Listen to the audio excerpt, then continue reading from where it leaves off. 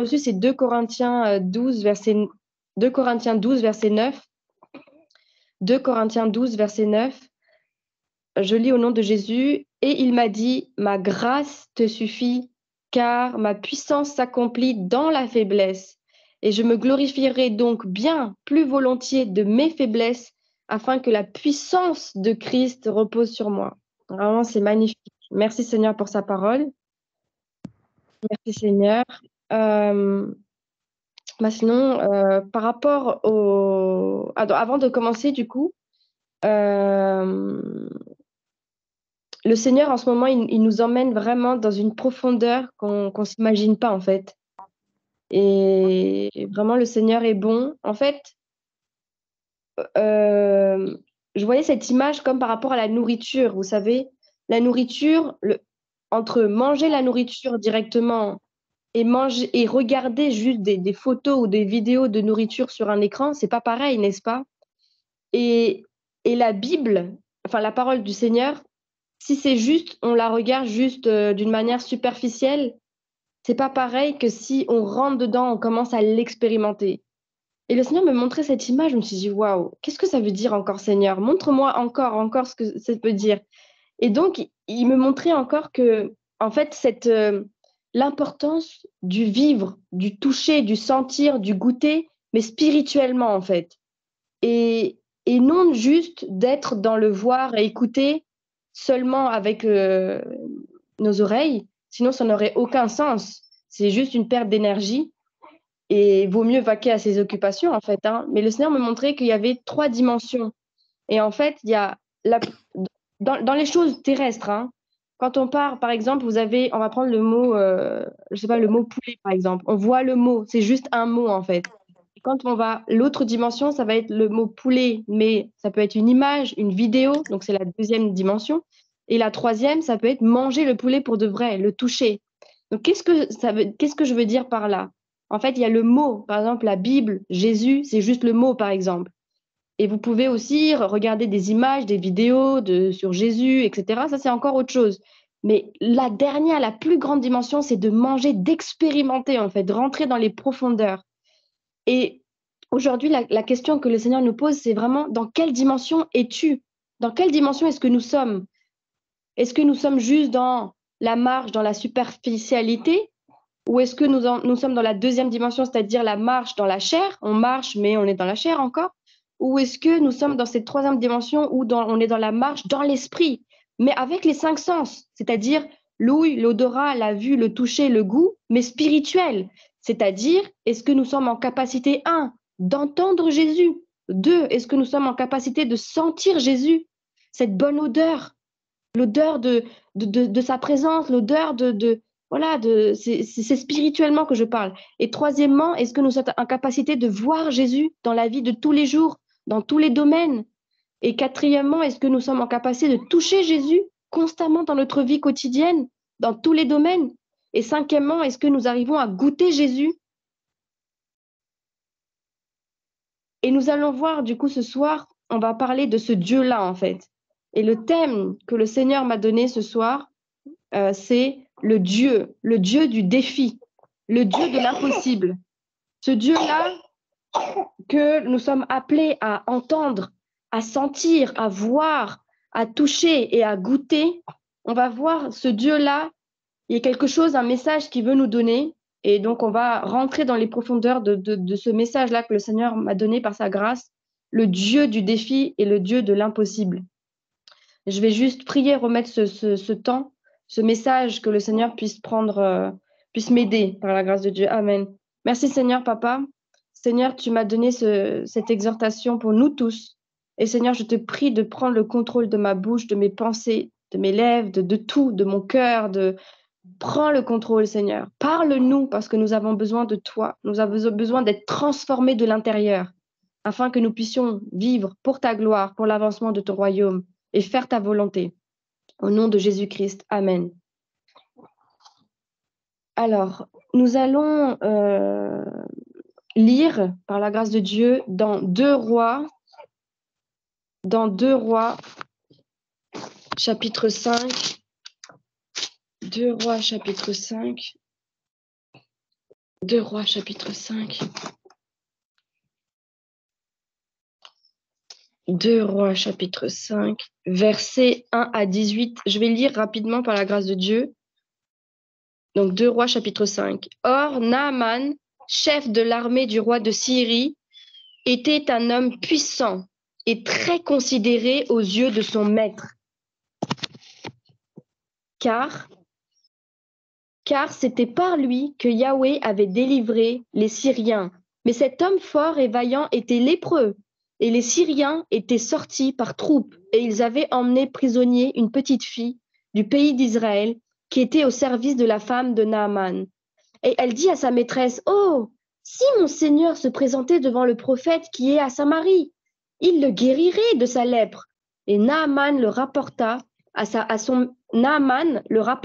son maître en disant, « La fille qui est du pays d'Israël a dit telle et telle chose. » Et le roi de Syrie dit à Naaman, « Va, rends-toi à Samarie, et j'enverrai une lettre au roi d'Israël. » Et Naaman, donc, s'en alla et prit avec lui 10 talents d'argent et 6 000 pièces d'or et 10 vêtements de rechange.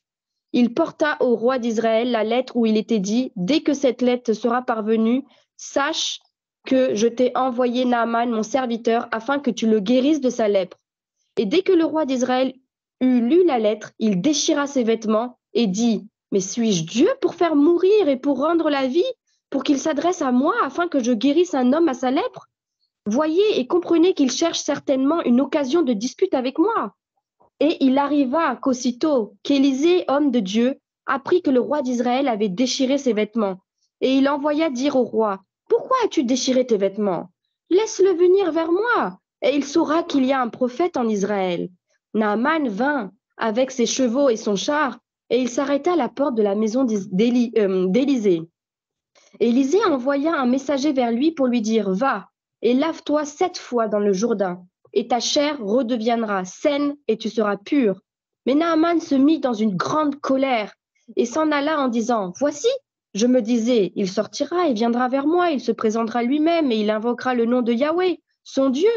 Puis il agitera sa main sur la plaie et guérira le lépreux. Les fleuves de Damas, l'Abana et le Parpar ne sont-ils pas meilleurs que tous les eaux d'Israël? Ne pourrais-je pas m'y laver et devenir pur? » Ainsi donc, il s'en retourna et s'en alla furieux.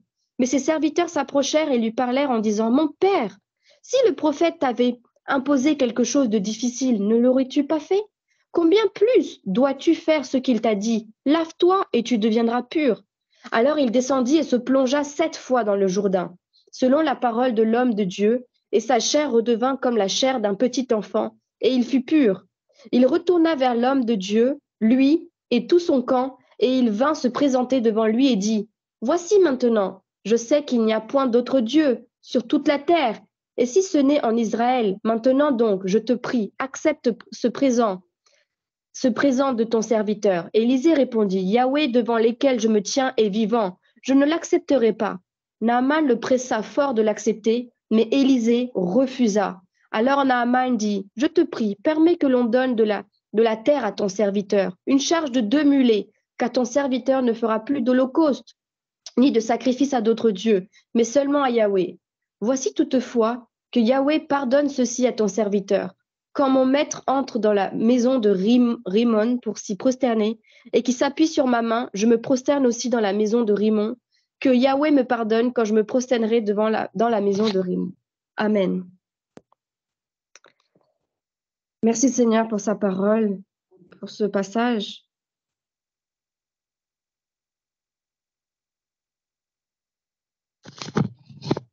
Alors, par la grâce de Dieu, ce passage est vraiment plein de diamants en fait, vraiment c'est un passage très très très très riche par sa grâce, par la grâce de Dieu.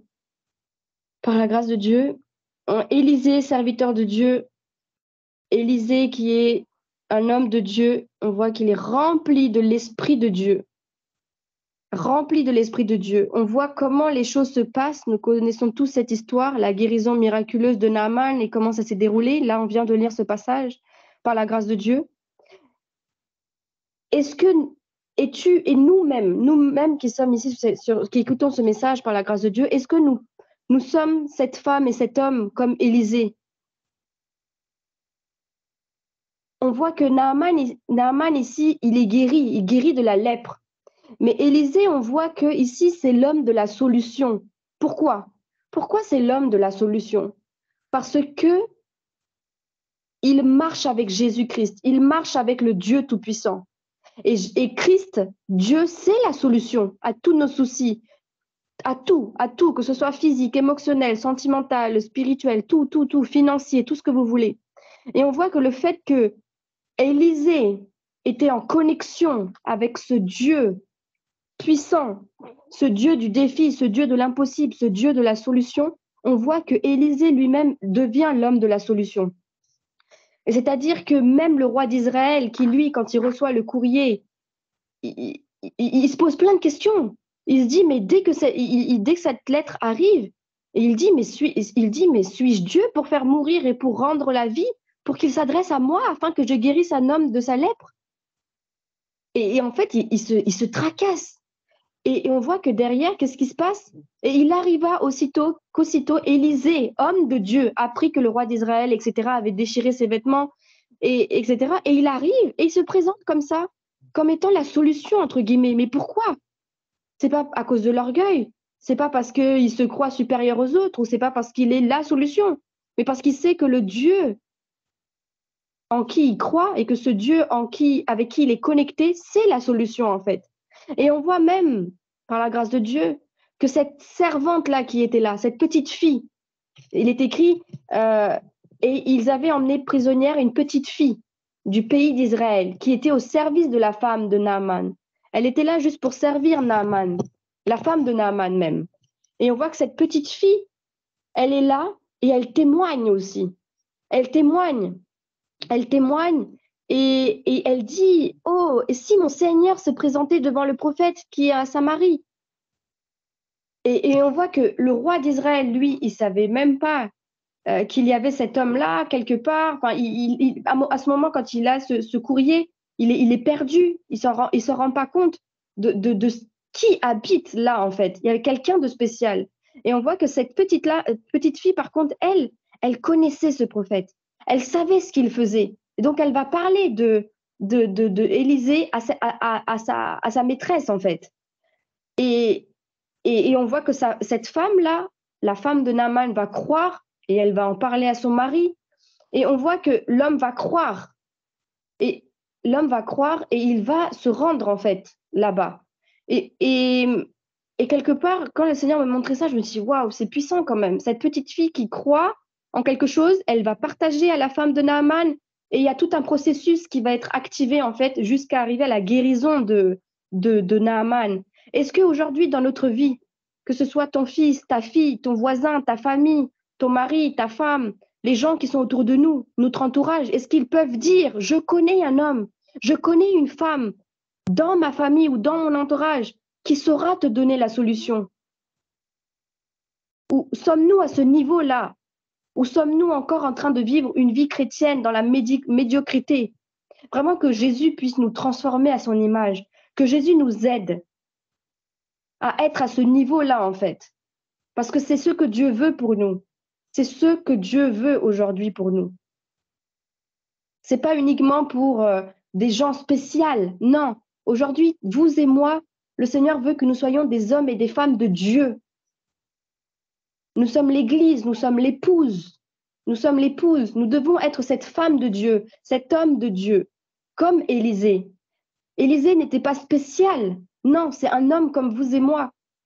Mais ce qui le rendait quelque part spécial, c'est pas parce qu'il était spécial, mais ce qui le rendait spécial, c'était cette connexion, cette intimité qu'il avait avec ce Dieu du défi, ce Dieu de l'impossible, ce Dieu vrai, ce Dieu réel. Aujourd'hui, quelle est notre connexion avec ce Seigneur-là? Quelle est la dimension, le degré d'intimité que nous avons avec ce Seigneur? C'est vraiment une question importante. C'est vraiment quelque chose de très, très important par la grâce de Dieu. Et je voudrais aussi, par la grâce de Dieu, continuer par rapport à cet homme de Dieu. On voit dans la suite, dans 2 Rois chapitre 5, par la suite, là, par rapport du verset 19 jusqu'à la fin, que je ne vais pas lire, mais que vous pourrez lire personnellement, jusqu'au verset 27, on voit la convoitise et le mensonge de Géasi, son serviteur, et le jugement de Dieu qui tombe. Mais pourquoi est-ce que son serviteur, le serviteur d'Élisée, il convoite et il est dans le mensonge et le jugement de Dieu tombe? Et pourquoi Élisée lui-même, qui était en train d'expérimenter, de voir comment Naaman a été guéri, pourquoi Élisée n'est pas dans la convoitise, dans le mensonge? Pourquoi? Parce qu'il n'est pas un homme matérialiste. On voit que même quand Naaman veut lui donner une offrande, et il veut lui donner plein de récompenses pour cette guérison-là, il n'en veut pas. Il n'en veut pas, en fait. Il n'en veut pas. Il n'a même pas de convoitise, en fait. Il n'a même pas de désir. On voit qu'il n'est pas matériel. Il refuse catégoriquement cela. Sommes-nous aujourd'hui matériels ou sommes-nous spirituels? Sommes-nous matériels comme le serviteur d'Élisée? Est-ce que sommes-nous comme Géasi, dans la convoitise et dans le mensonge? Ou sommes-nous comme Élisée, l'homme de Dieu, le serviteur de Dieu? Est-ce que nous sommes spirituels? Et on voit aussi, sans lire tout le passage, mais juste une partie que par la grâce de Dieu, le Seigneur me montrait, on voit que versets 19, 20 et 21, juste ça, mais je ne vais pas lire jusqu'au 27, vous pourrez lire personnellement. Élisée lui dit, va en paix. Et lorsque Naaman eut quitté Élisée et qu'il fut à une certaine distance, Géasi, le serviteur d'Élisée, homme de Dieu, se dit en lui-même, voici mon maître a ménagé Naaman, ce Syrien, et n'a pas accepté de sa main ce qu'il avait apporté. Yahweh est vivant, je vais courir après lui, et j'en obtiendrai quelque chose. Et Géasi courut après Naaman. Et Naaman, le voyant courir après lui, descendit de son char pour aller à sa rencontre et lui dit, tout va bien? Et Géasi répondit, tout va bien, mon maître m'envoie te dire, voici, il vient d'arriver chez moi, 2 hommes, etc. Et là, il va commencer à mentir. Et donc, il va récupérer tout ce qu'il faut, etc. Toutes les récompenses, en fait, pour lui. Et là, quand il arrive, il dit, et quand il fut arrivé dans un lieu secret, il les prit dans les mains, il les déposa dans la maison et il renvoya ses gens. Et par la suite, ce qui est vraiment quelque chose de grand et de surnaturel, on voit que Élisée voit tout. Parce que son serviteur va rentrer et Élisée lui dit, mais d'où est-ce que tu viens, Géasi? Et là, il lui dit, ton serviteur n'est allé nulle part. Mais Élisée, regardez qu'est-ce qu'il dit. Il dit, mon cœur non plus n'était pas allé lorsque cet homme a quitté son char pour venir à ta rencontre. Est-ce le temps de prendre de l'argent, de prendre des vêtements, des oliviers? C'est-à-dire que tout ce qu'il avait caché, Élisée avait vu. Comment ça se fait qu'Élisée avait tout vu? Comment ça se fait? Comment ça se fait? On voit que Élisée était tellement rempli de l'Esprit de Dieu qu'il voit tout. Il n'est pas magicien, mais il est rempli de l'Esprit de Dieu. Il voit tout et il sait tout. Alors même que le serviteur lui cache tout, en fait, il est dans la convoitise, dans le mensonge, dans le péché, on voit que Élisée, il est au courant de tout. Et qu'est-ce qui se passe? Géasi, lui, le jugement de Dieu va tomber sur lui. La lèpre qu'avait Naaman va tomber sur Géasi. Mais on voit que ici, par là, ce qui est vraiment... comment dire, par rapport à le fait que Élisée soit connecté au Seigneur, il reçoit vraiment des directives du Seigneur et il n'a pas peur de tout. C'est vraiment l'homme de la solution parce qu'il est rempli de Dieu qui est de la solution. Mais on voit aussi que, en fait, il voit tout. Il voit tout, il connaît tout. Donc, par la grâce de Dieu, nous tous, quand nous laissons remplir par le Saint-Esprit, que nous sommes connectés à Dieu en tout temps, sachons que le Seigneur va nous utiliser pour que nous soyons aussi la solution pour d'autres personnes, dans la vie d'autres personnes, pour la gloire de Dieu en fait. Et que même si certains peuvent être dans le péché et que certains veulent nous cacher des choses, bah, le Seigneur peut nous montrer cela en fait. Parce que rien ne peut être caché à l'homme de Dieu, à la femme de Dieu. La parole de Dieu dit que Dieu, euh, en fait, ne fait rien sans avoir informé son serviteur et sa servante, son prophète, en fait. Donc le Seigneur, il veut nous emmener à cette dimension-là, par sa grâce. Il veut nous emmener à cette dimension. Et on voit aussi par la suite comment cet homme-là, Élisée, l'homme de Dieu, voit les choses autrement. Quand on est rempli de l'Esprit de Dieu, on ne voit plus avec nos yeux physiques, mais on regarde avec les yeux spirituels. Et Élisée, on voit qu'il n'entend plus avec ses oreilles physiques, mais il commence à entendre avec ses oreilles spirituelles. Il est vraiment avec les 5 sens, mais les 5 sens spirituels. Et regardons ça encore, rentrons dans cette profondeur-là. On voit même dans 2 Rois chapitre 6, versets 15 à 17, le serviteur, je lis au nom de Jésus, le serviteur de l'homme de Dieu se leva de grand matin et sortit, et voici une armée entourait la ville, avec des chevaux et des chars. Et le serviteur dit à l'homme de Dieu, « Ah, mon Seigneur, comment ferons-nous » Il lui répondit, « Ne crains point, car ceux qui sont avec nous sont en plus grand nombre que ceux qui sont avec eux. » Et Élisée pria et dit, « Je te prie, ô Yahweh, ouvre ses yeux afin qu'il voie. » Et Yahweh ouvrit tout de suite, en fait. On voit que Dieu répond à la prière et écrit, « Et Yahweh ouvrit les yeux du serviteur et vit. Et voici la montagne était pleine de chevaux et de chars de feu autour d'Élisée. » Amen. Et on voit cette dimension. Il prie et hop, instantanément, Dieu exauce sa prière. C'est tellement une intimité si profonde. Et on voit vraiment que Élisée déjà avait ses yeux spirituels ouverts. Mais Dieu va aussi ouvrir les yeux spirituels, les yeux en fait de cet homme-là, même spirituel. Mais quand Dieu ouvre dans le spirituel, il commence aussi à ouvrir dans le physique. Quand Dieu nous parle dans le spirituel, ça vient aussi dans le physique.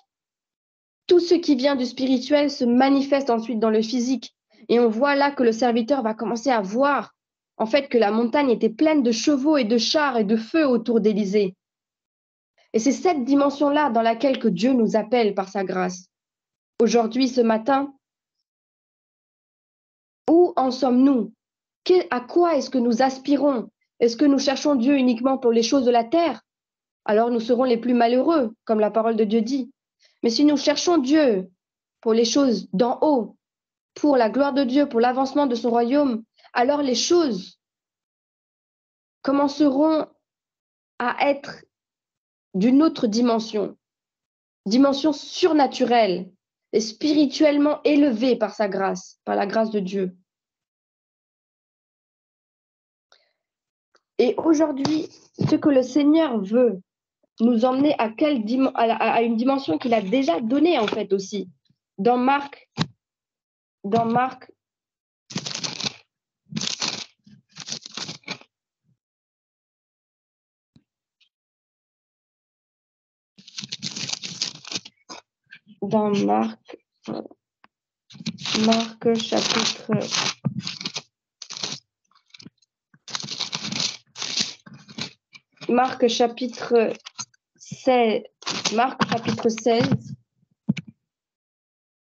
Marc chapitre 16, versets 15 à 20. Je lis au nom de Jésus.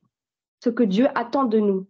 Donc comme Élisée, mais on peut se dire, ah, mais Élisée, c'était dans l'Ancien Testament, etc. Non, mais même aujourd'hui, en fait. Même aujourd'hui, en 2023, le Seigneur attend de nous que nous puissions rentrer dans ces profondeurs et dans cette dimension. Regardons dans le Nouveau Testament, donc Marc chapitre 16, verset 15 au verset 20. Puis il leur dit, allez par tout le monde et prêchez l'évangile à toute créature. Et celui qui croira et qui sera baptisé sera sauvé, mais celui qui ne croira pas sera condamné. Et voici les miracles qui accompagneront ceux qui auront cru. Ils chasseront les démons en mon nom. Ils parleront de nouvelles langues. Ils saisiront les serpents avec la main. Et s'ils boivent quelque breuvage mortel, il ne leur fera pas de mal. Et ils imposeront les mains aux malades, et ils seront guéris. Et le Seigneur, après leur avoir parlé de la sorte, fut enlevé au ciel et il s'assit à la droite de Dieu, et ils s'en allèrent prêcher partout. Le Seigneur coopérait avec eux et confirmait la parole des miracles qui l'accompagnaient. Amen. Donc oui, Dieu a guéri Naaman à travers Élisée, à travers ce conseil qui avait été donné, il avait été guéri.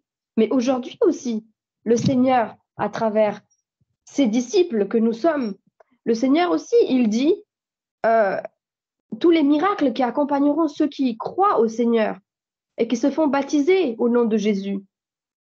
Et oui, du coup, il y a la guérison aussi fait partie de cela, du lot en fait, de tous les miracles. Il y en a plusieurs. Il y a la liste de ce que je viens de lire par la grâce de Dieu. Mais c'est aujourd'hui encore par la grâce de Dieu. Le Seigneur veut que nous rentrions dans cette dimension-là par sa grâce, par la grâce de Dieu. Et pour cela, parce que c'est vrai qu'il est déjà minuit, mais par la grâce de Dieu, pour cela, le Seigneur m'a mis à cœur d'illustrer par 3 hommes de Dieu, en fait, rapidement par la grâce de Dieu, qui ont expérimenté cela. Et surtout, par rapport aux miracles qui accompagnaient, etc., on va voir le premier homme de Dieu, c'est Pierre. Pierre, par la grâce de Dieu, donc c'est dans Actes chapitre 3. Actes chapitre 3. Actes chapitre 3, versets 1 à 11. Et comme Pierre et Jean montaient ensemble au temple à l'heure de la prière, c'était la 9e heure. Il y avait un homme boiteux de naissance qu'on portait et qu'on mettait tous les jours à la porte du temple appelé la Belle, pour demander l'aumône à ceux qui entraient dans le temple. Et cet homme, voyant Pierre et Jean qui allaient entrer au temple, les pria de lui donner l'aumône. Alors Pierre, de même que Jean, fixa les yeux sur lui et dit « Regarde-nous !» Et il les regardait attentivement, s'attendant à recevoir quelque chose d'eux. Mais Pierre lui dit « Je n'ai ni argent, ni or, mais ce que j'ai, je te le donne. Au nom de Jésus-Christ de Nazareth, lève-toi et marche. » Et l'ayant pris par la main droite, il le fit lever, et aussitôt les plantes et les chevilles de ses pieds devinrent fermes. Et faisant un saut, il se tint debout et marcha. Et il entra avec eux au temple, marchant, sautant et louant Dieu. Et tout le peuple le vit marchant et louant Dieu, et reconnaissant que c'était celui-là même qui était assis à la belle porte du temple pour avoir l'aumône. Ils furent remplis d'admiration et d'étonnement de ce qui lui était arrivé. Et comme le boiteux qui avait été guéri tenait par la main Pierre et Jean, tout le peuple étonné accourut vers eux au portique qu'on appelle de Salomon. Amen. Et qu'est-ce qu'on voit par la grâce de Dieu ici? On voit que Pierre, le disciple du Seigneur, est en plein dedans, en fait. Il est en train de vivre les miracles qui l'accompagnent, en fait, par la grâce de Dieu. Et on voit qu'il y avait la coopération avec le Saint-Esprit. Et on voit ici que Pierre, carrément, il dit, mais je n'ai ni argent, ni or, mais ce que j'ai, je te le donne. Mais qu'est-ce qu'il a, en fait? Il dit qu'il n'a pas d'or, il n'a pas d'argent, mais il dit quand même, mais ce que j'ai, je te donne. Et qu'est-ce qu'il a? Qu'est-ce qu'il a? C'est tout ça, en fait, tout ce que nous avons lu dans Marc, chapitre 16, versets 15 à 20, par la grâce de Dieu. C'est tout ça, en fait. C'est la guérison. C'est la guérison, la capacité à chasser les démons au nom de Jésus, etc. Tout ça, tout ce que Dieu a donné, c'est comme un héritage que Dieu nous donne. Aujourd'hui encore, en 2023, le Seigneur veut que nous rentrons dans cette dimension-là, par la grâce de Dieu. Et on voit que, du coup, Pierre, oui, il n'a pas d'or, il n'a pas d'argent, mais il avait ça, il pouvait donner la guérison. Donc, au nom de Jésus, il a donné. Et on voit que cet homme a été guéri. Et on voit, qu'est-ce qui se passe? Il n'a pas guéri juste pour le spectacle, en fait. Qu'est-ce qui se passe? On voit que les gens, ils furent remplis d'admiration et d'étonnement de ce qui lui était arrivé. Donc, ça veut dire que qu'est-ce que ça emmène? Ça emmène l'admiration et l'étonnement jusqu'à, en fait, après, louer et adorer la louange et l'adoration, en fait. Et c'est Dieu qui est loué. C'est Dieu qui est glorifié. Et donc, Dieu attend de nous vraiment que nous puissions coopérer avec le Saint-Esprit de la même manière que Élisée, de la même manière que Pierre. par la grâce de Dieu. Le deuxième exemple que le Seigneur m'a mis à cœur de partager, c'est par rapport à la force aussi que Dieu donne à ses enfants, cette force en fait qui est intérieure par la grâce de Dieu, cette force comme on dit, hein, Jésus est le lion de Juda en fait, cette force comme la force du lion par la grâce de Dieu. Parce que oui, Dieu nous donne, il dit que les miracles accompagnent ses disciples, etc. Mais même si tout ça accompagne les disciples du Seigneur, mais qu'il n'y a pas cette force intérieure en nous, bah, et qu'on ne coopère pas avec le Saint-Esprit par peur ou par confusion, par doute ou par intimidation, bah, il ne se passera rien. Et on va voir justement la force. Et par rapport à cette force-là, on va voir donc David. David, par la grâce de Dieu, donc c'est dans 1 Samuel, chapitre 17. Je ne vais pas tout lire parce que l'heure avance. Par la grâce de Dieu. Donc 1 Samuel 17. 1 Samuel 17, verset 17, verset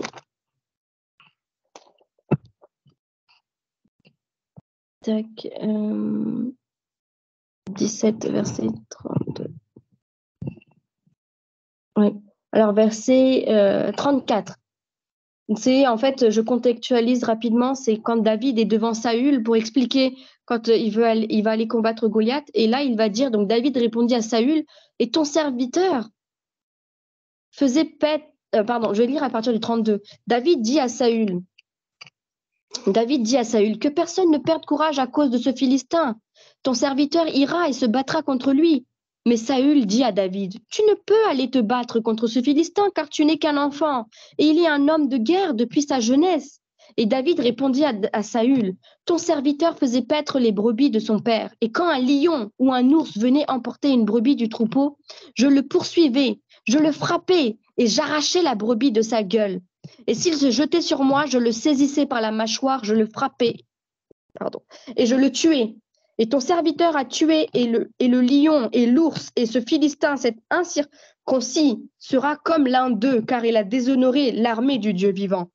David dit encore, Yahweh qui m'a délivré de la griffe du lion et de la patte de l'ours, me délivrera de la main de ce Philistin. Alors Saül dit à David, va, et que Yahweh soit avec toi. Amen. Donc on voit en fait cette force, il n'est pas intimidé en fait. Aujourd'hui, le Seigneur veut coopérer avec toi. Aujourd'hui, le Seigneur veut manifester sa gloire à travers toi. Mais il ne faut pas se laisser intimider. Il faut mettre en avant, par la grâce de Dieu, tout ce que tu expérimentes avec le Seigneur. Et cela va te donner la force. Ici, on voit que David, il a combattu un lion et un ours. Peut-on battre un lion à main nue?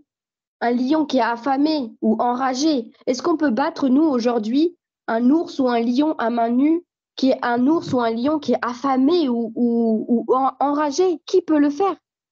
Personne, personne. Qui est-ce qui peut battre un lion? Qui est-ce qui peut battre un ours? Qui peut combattre un lion et un ours? Bah, c'est un lion qui peut battre un lion. C'est un ours qui peut battre un ours. Et ici, quelque part, qu'est-ce que ça veut dire? Ça veut dire que David, il savait que son Dieu, c'était le lion de Juda. Et que lui aussi, c'était comme un lion, en fait. Il pouvait se battre. À l'intérieur de lui, il y avait cette force-là intérieure, en fait. Et David savait qui il était. Et que quelque part, qu'importe son âge, qu'importe sa carrure, son physique, et ce que les gens pensaient de lui, eh ben, en fait, il était animé par l'Esprit de Dieu.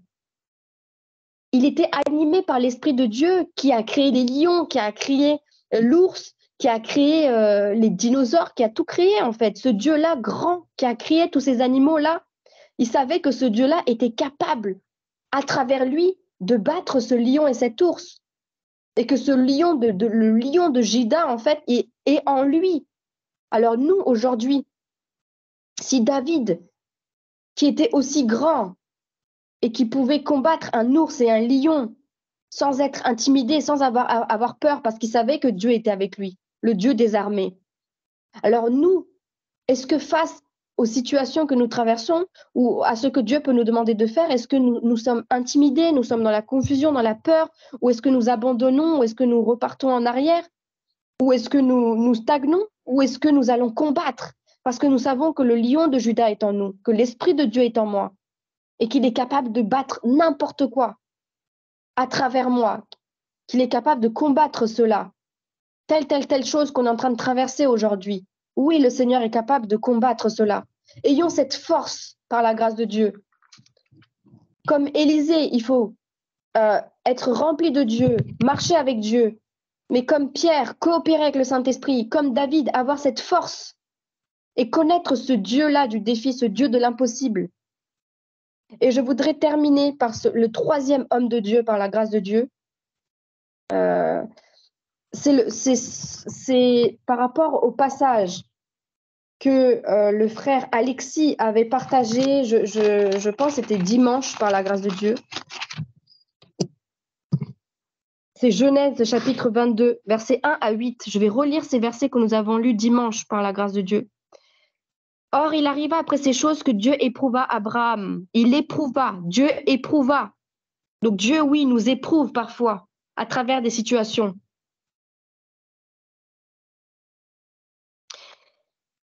Or, donc Dieu éprouva Abraham et lui dit, Abraham, et il répondit, me voici. Et Dieu lui dit, prends maintenant ton fils, ton unique, celui que tu aimes, Isaac, et va-t'en au pays de Morija.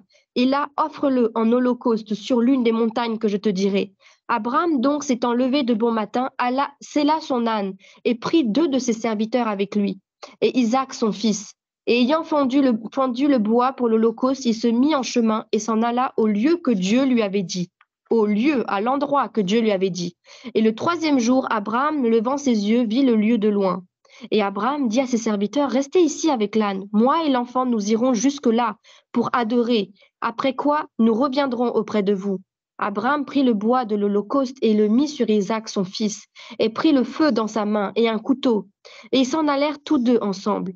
Alors Isaac parla à Abraham, son père, et dit, mon père. Abraham répondit, me voici, mon fils. Et il dit, voici le feu et le bois. Mais où est l'agneau pour l'holocauste? Abraham répondit, mon fils, Dieu se pourvoira lui-même de l'agneau pour l'holocauste. Et ils marchèrent tous 2 ensemble. Amen. Amen, amen, amen. Par la grâce de Dieu ici, vraiment, qu'est-ce qu'on voit? Qu'est-ce qu'on voit par la grâce de Dieu? On voit que Abraham va en fait sacrifier son fils, son propre enfant. Il le fait parce que c'était ce qu'il devait faire. C'est pas ce qu'il voulait, peut-être. C'est pas ce qu'il voulait. C'est pas ce que sa femme voulait. Mais c'est ce que Dieu voulait. Alors il va le faire. Il va le faire en fait. Quand il va aller là-bas, là, c'est vrai qu'il dit à son fils, parce que son fils lui demande, mais où est le, me voici, enfin, il lui dit le feu, il lui dit, voici le feu et le bois, mais où est l'agneau pour l'holocauste? Et Abraham répond, mon fils, Dieu se pourvoira lui-même de l'agneau pour l'holocauste. Et ils marchèrent tous 2 ensemble. Peut-être que si Abraham avait dit à son fils ce qu'il devait faire, je ne sais pas si son fils serait venu avec lui. Ou s'il avait dit à sa femme, je ne sais pas si sa femme aurait accepté, mais en tout cas, il garde ça en lui. Il garde ça, Abraham garde ça en lui et il va obéir. Mais il va faire quelque chose d'impossible en fait. Aujourd'hui, peut-être que Dieu te demande de faire des choses impossibles. Mais sachons dire, même moi la première, sachons dire comme Abraham au verset 8, il dit, Dieu se pourvoira lui-même. Dieu se pourvoira lui-même. Et aujourd'hui, peut-être que Dieu nous teste. Comme il est dit au verset 1, Dieu éprouva Abraham. Peut-être qu'aujourd'hui, Dieu nous éprouve à travers des situations. Dieu nous teste toujours pour voir si on croit malgré que les circonstances disent le contraire. Et Dieu nous attend à ce que nous soyons aussi dans cette dimension comme Abraham, que nous puissions dire, même si toutes les choses autour de nous disent le contraire, mais que si Dieu nous a donné une promesse et que toutes les choses autour de nous disent le contraire de cette promesse, Dieu attend de nous que nous puissions dire, Dieu pourvoira. Même si les gens disent autour de nous, mais qu'est-ce qui se passe en fait? Et qu'on se dise, non, mais que Dieu pourvoira. Tout va bien en fait, tout va bien. Et qu'on ne puisse pas dire aux gens ce qu'il ne faut pas dire en fait. Parce que là, Abraham n'a pas dit certaines choses ni à sa femme, ni à son fils. Il a juste dit, Dieu pourvoira. Et parfois, il est important que nous puissions être dans cette dimension-là où nous allons être poussés à dire, Dieu pourvoira tout simplement. Et à un certain niveau, Dieu va commencer à même nous rendre aveugles spirituellement parlant. Il va commencer à nous rendre sourds spirituellement parlant. Il va commencer à nous rendre muets spirituellement parlant. À quoi? À certaines épreuves, à certaines choses que des gens peuvent te dire autour de toi, ou à certaines choses que tu peux voir avec tes yeux, qui peuvent être toxiques, mais que Dieu va se dire, là, il faut que je vais te rendre aveugle, sourd et muet spirituellement parlant à ces choses-là, pour que tu puisses avancer et grandir. Peut-être que nous traversons des moments où nous sommes dans l'incompréhension, mais sachons que le Seigneur est là en fait et qu'il pourvoira. Donc maintenant que nous avons vu ces trois exemples de ces trois hommes de Dieu, de Pierre, David et Abraham, et nous avons commencé aussi par Élisée, je voudrais terminer par la grâce de Dieu par ces dimensions-là en fait. Il y a trois dimensions. La première dimension que le Seigneur me montrait, c'est cette dimension de la grâce de Dieu. La grâce de Dieu, je vais approfondir cela dimanche par la grâce de Dieu, mais tout simplement juste en restant en résumé en fait, parce qu'il se fait tard, en résumé, il y a la première dimension, c'est la dimension de la grâce. Et la deuxième dimension, c'est la dimension de la faveur de Dieu. La faveur de Dieu. Quand Dieu est là, sa faveur est là en fait. Et la troisième dimension, la plus grande dimension, c'est ça, c'est cette dimension-là d'Élisée, la dimension de Pierre, de David, d'Abraham. Et d'Abraham où, en fait, cette dimension-là, c'est la dimension, le niveau où on va dire Dieu pourvoira. Dieu pourvoira, en fait. Donc, soyons ces hommes et ces femmes, non pas de la dimension juste la grâce de Dieu, oui, ou juste la faveur de Dieu est sur moi, les choses se passent, je suis béni, c'est bien. Mais le Seigneur nous attend à cette autre, la dimension la plus élevée, c'est la dimension où on est connecté au Seigneur, rempli de l'Esprit de Dieu, où on voit tout, on connaît tout. Dieu nous parle, l'homme, la femme de la solution, la femme de Dieu, l'homme de Dieu, qui connaît en fait le Dieu du défi, de l'impossible, et où on va dire Dieu pourvoira. Dieu pourvoira en fait. Donc voilà, par la grâce de Dieu, j'approfondirai cela dimanche, Dieu voulant, si Dieu m'accorde la vie par sa grâce, et j'approfondirai cela. Donc je vais m'arrêter par là, et vraiment que le Seigneur puisse nous aider en fait. Vraiment que le Seigneur puisse nous aider à rentrer dans cette dimension-là, dans laquelle Dieu nous attend, pour sa gloire, par amour en fait, pour nous, pour lui, et surtout pour l'avancement. Tout ça, c'est pour que les âmes de Dieu se tournent à lui en fait. Dieu fait cela, c'est pas pour le spectacle, c'est pour les âmes. Pour les âmes. Ayons ce fardeau des âmes. Rentrons, cherchons Dieu non pas pour nous, mais cherchons Dieu pour qui il est. Et touchons, apprenons à connaître ce Dieu du défi, de l'impossible. Vivons, ayons ces 5 sens spirituels aiguisés. Ces 5 sens. Que Dieu nous aide. Amen. Que Dieu bénisse sa parole. Amen. Amen. Amen, amen, amen.